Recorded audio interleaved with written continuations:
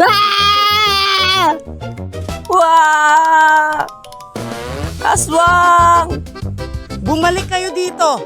Sisipsipin ko ang inyong mga espiritual na lakas. Hanggang sa ang inyong mga conscience ay maging clear. Sa isang school ay mayroong isang aswang na nanghihigop ng espiritual na lakas. Binibiktima nito ang mga estudyante. Matatalo kaya ito ng mga aswang fighters? Panoorin niyo itong video. Ang hindi manunood, magla-like at magsusubscribe ay ikikis ko gamit ang aking malakabayong malaki at malinis na nguso. Hanggang sa lahat ng lakas nyo ay maging clear. Ah! Magandang araw sa inyo, Mr. Principal. Ako si SPO Tenperap. At nandito kami para mag-imbestiga patungkol sa mga estudyante na nahigupan ng espiritual na lakas. SPO-10 Perap. Wala namang ganyang nangyari sa aming university. Totoong nagkaroon ng mga students na bigla na lang ng hina at natumba. Kaya sila ay sinugod sa ospital. Subalit nangyari yaon dahil sa sila ay kulang sa tulog. Dahil na rin sa kanilang mga kalokohan na laging pagpupuyat dahil sa paglalaro ng Roblox at ML. Principal Do, pwede ba hayaan niyo pa kaming mag-investigate? Sige, pero spell investigate muna. Huwag mo kong subukan. NVTI? Sige na nga, uuwi na lang kami. Hehehe. Boss G, umuwi na tayo. Narinig mo naman si Principal Do. Wala naman daw mga estudyante na nasipsipan ng espiritual na lakas. Ang dali mo namang sumuko SPO Tenperap. Principal Do, malakas ang aming ebidensya na mayroong aswang dito sa inyong school na nanghihigop ng espiritual na lakas ng mga estudyante. Aswang? SPO-10 Perap, sino ba yung kasama mo? Pulis din ba siya? Siya si Boss G, isa siyang albularyo opa. Hindi siya pulis pero tumutulong siya sa amin kapag ang mga kalaban ay supernatural. Ako si Boss G, ang tagapagtanggol ng magaganda at sexy na mga chicks, at ako ang leader ng Guafo, ang greatest worldwide aswang fighters organization. Mr. Principal, ayon sa bolang kristal ng matandang manyak na albularyo na si Lolo Boosting, confirmed na mayroong aswang sa inyong school na nanghihigop ng espiritual na lakas ng mga estudyante. Kalokohan yan! Hindi naman totoo ang mga aswang. Fake news lang yan. Sa ayaw mo at sa gusto, mag-iimbestiga dito sa inyong school ang Guafo, ang greatest worldwide aswang fighters organization. Dito sa inyong school ay maraming nag-aaral na mga magaganda at sexy na mga chicks. Mahalaga matiyak namin na sila ay ligtas. Nakapwesto na ang aming mga agents para hanapin, hulihin at tapusin ang aswang. Sige, kayo ang bahala. Pero sinasabi ko sa inyo, wala namang talagang aswang. Katang-isip lang ang mga iyan. Magsasayang lang kayo ng oras. Si Boss G ay isang gwapong milyonaryo na aswang master at seller. Isa siyang albularyo opa.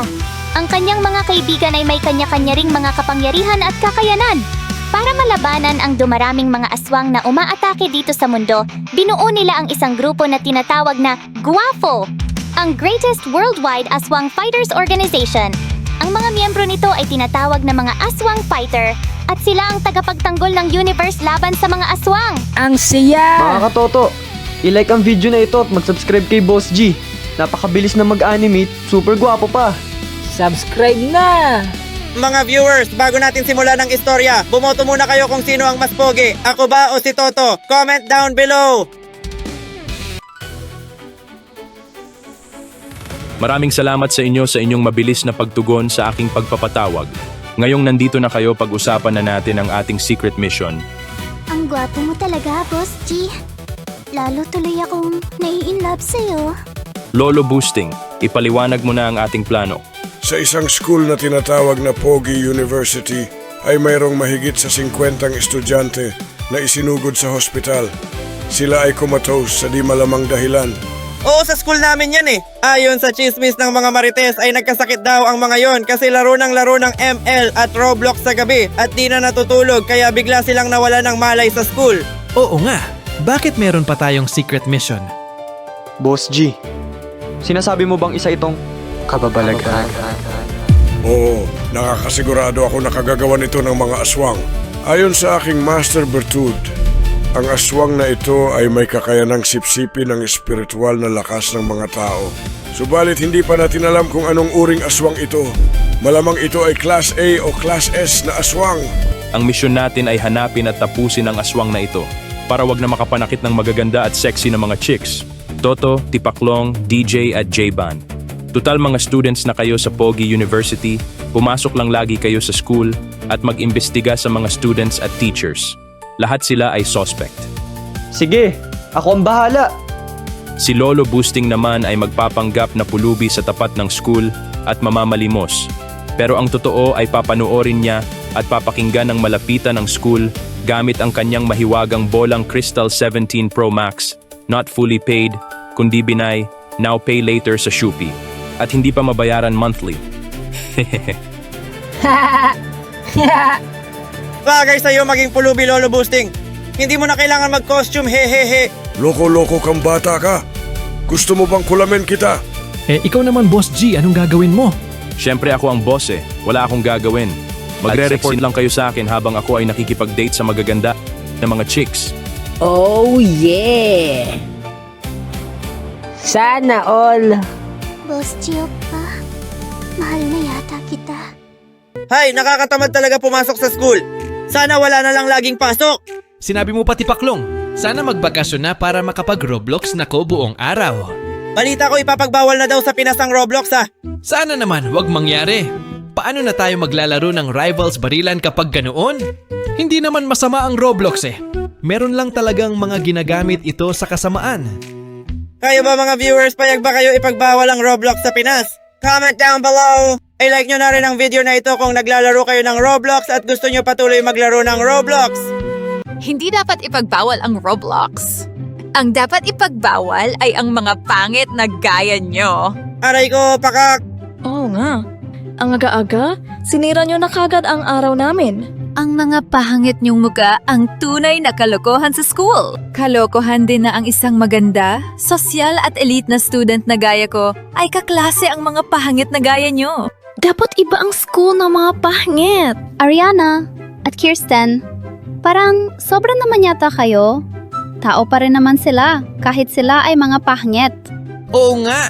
Ang sabi nga ni Toto Pogi, bawat buhay ay mahalaga, kahit ang buhay naming mga pangit. Ikaw lang ang pangit, DJ. Huwag mo ko idamay.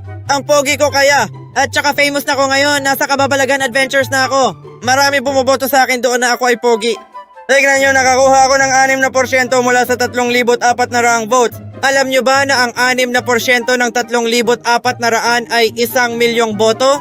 Ganon karami nagsabi na pogi ako. My gosh! Hindi ka lang pala pahangit! Ang bobo mo din! Saan mo naman nakuha yung 1,000,000? Oo nga! Nag-aano ka ba ng math? Lagi ka namang pumapasok. Bakit wala kang natututunan? Dapat di ka na lang pumapasok eh. Hindi pwedeng di ako pumasok. Eh di wala akong allowance niyan. Pumapasok ako para magkaroon ako ng pera. Mahirap kasi maging isang brokey. Oo nga! Pasok baon kami ni Tipaklong. At isa pa, pumapasok kami para makakita kami ng magaganda at sexy na mga chicks. At syempre makita kayo na aming mga crush. Ariana, pwede ba maging tayo? Pag naging tayo, isasakay kita sa spaceship Ebo. Pupunta tayo to the moon sa. Kasama ka sa paglipad ng aking eroplano G. Pag sinamahan mo ko sa aking 0 days sa. Hindi ako pumapato sa mga gaya mong pahangit na bobo pa. At mahirap pa. Ayoko sa mga brokey. Busted na naman! Ako si Otlok, ang mimam ng bayan. At ako ang teacher ng pasaway ng mga batang ito. J-Ban, ang grade mo sa quiz ay 0. Ang saya! Gunggong! Puro ka kasi Roblox at MLJ Ban. Yan tuloy 0 ang grade mo. Isa kang gunggong! Kung makagunggong ka naman, babadud, akala mo mataas ang grade mo. Ang grade mo sa quiz kanina ay -100. Gunggong! Aray ko, baka! Ayan, ang lakas mo kasi mang inis eh. Ayan, tuloy nasabihan ka ng gunggong. Wow naman! Wow! Bakit ano ba grade mo? Sigurado ako mababa rin kaya kasama ka sa pinatawag ni Mimam Otlok. Toto Pogi, Ang grade mo sa quiz kanina ay perfect 100. Wow naman! Wow! At dahil pogi ka, binigyan pa kita ng bonus na 1,000 points. Ang saya! Maraming salamat, Mima Motlok. But wait, there's more! Dahil sa na-perfect mo ang exam, meron kang reward sa akin. Wow naman! Wow! Ano naman yun, Mimam? Ang reward mo ay ikikis kita. At sa sobrang laki ng bunganga kong malakabayo, tiyak pagkatapos kitang ikis, magiging malinis ang iyong bunganga. Pasa ko dyan, Mimam. Hindi naman reward yan eh. Parang punishment pa ata. Anong ibig mong sabihin? Suggestion ko lang, Mimam. Hindi yan reward, dapat punishment yan. Kung ang punishment ay ang malaki mong bungangang malakabayo, tiyak wala nang magiging loko-loko sa school at wala nang mazisero sa exam. Lahat mag-aaral na mabuti. Huwag mo lang mahalikan. Oo nga, Kadiri! Lagi na rin akong gagawa ng assignment kaysa naman halikan ako ng pangit na gaya mo, Mimam Otlok! I like it. Magandang idea, Toto Pogi. Pwede ko ngang gawing panakot yan, no? At syempre, sasampulan ko muna ang 0 sa quiz ngayon. Si J-Ban. Halika dito, J-Ban. Come to me, ma'am. A few minutes later, Oy, tignan mo Tipaklong, si Ken. Uy, Ken, sama ka. Magkakating classes kami. Ay, nastud kasi ako kanina ni Ariana, kaya pupunta ako sa kubo ng matandang manyak na albularyo na si Lolo Boosting. Bibili ako ng gayuma. Tipaklong, kahit bumili ka pa ng gayuma ay balewala.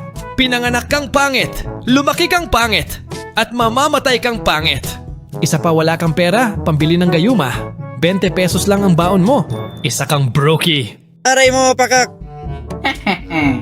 Mas mabuti pa mag-cutting classes na lang tayo at maglaro tayo ng baril-barilan. Labanan natin si Ken. 2 laban sa 1. Uy, gusto ko yan. Ano, Ken? Sama ka ba? Cutting tayo. Tapos laro tayo ng baril-barilan. Ang mananalo ang mas pogi. At ang talo naman ay pangit. Ano, papalag? Siyempre naman, Tipaklong. Famous na ako ngayon eh. Tipaklong, tignan mo, yung crush mong si Ariana. Ang gwapo mo talaga, Boss G Opa. Walang-wala sa'yo ang mga classmate ko. Boss G Opa! Sayong-sayo na ako. sige, Miss Ariana, sumakay ka na sa aking Lambo at Kukwentong kita. Sana Sana all! Sana paglaki ko, maging gwapo at mabilis din ako sa chicks, gaya ni Boss G. Kung gusto nyong maging kagaya ni Boss G, dapat mag-aral kayo mabuti. Mag-aral mabuti para wag maging pulubi. Magsikap at pumaldo para magkalhambo. Yan ang gininto ang aral for today's video. Wow ha, kailan pa nagkaroon ng ginintuang aral sa Boss G Animation? Oo nga, hindi ako na-inform ha. May Ma'am Otlok, totoo ba ang chismis ng mga marites? Isa ka daw aswang. Ako naman ang narinig ko ay isang mutya user, si Mimam Otlok. At ang mutya niya ay ang mutya ng mukhang kabayo.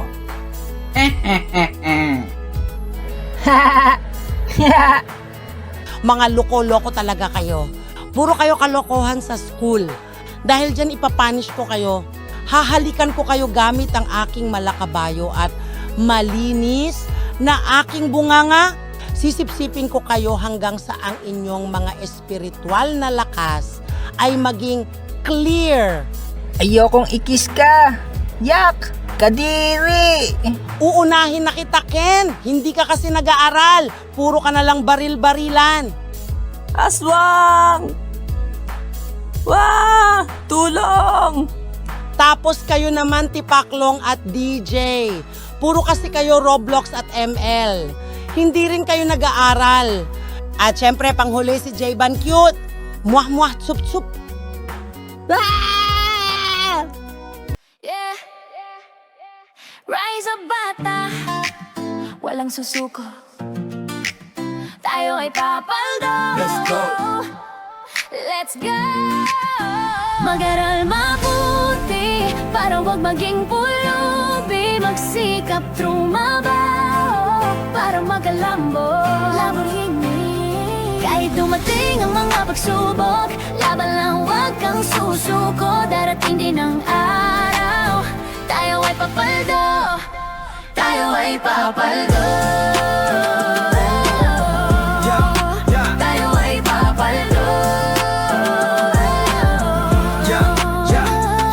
Gising na gising sa umaga, bagong araw. School bag on, uniform press, walang atras. Wag magka-classes, wag maging tamad. Kasi bawat absent, bawat failing grade, future mo na sayang. Mga tropa naglalaro ng Amelo Valorant buong gabi. Ikaw naman nagsusulat ng notes hanggang madaling araw. That's the key, video games konti lang. After homework muna kasi kapag naging honor student, mas maraming doors na bubukas. Bruh, mga teachers naniniwala sa'yo, parents nagdadasal. Wag sayangin ang pagkakataon, future mo'y bright. Wag kang maging bobo sa dasal. Study hard today para bukas ikaw ang boss. Tayo ay papaldo, walang susuko, no loss.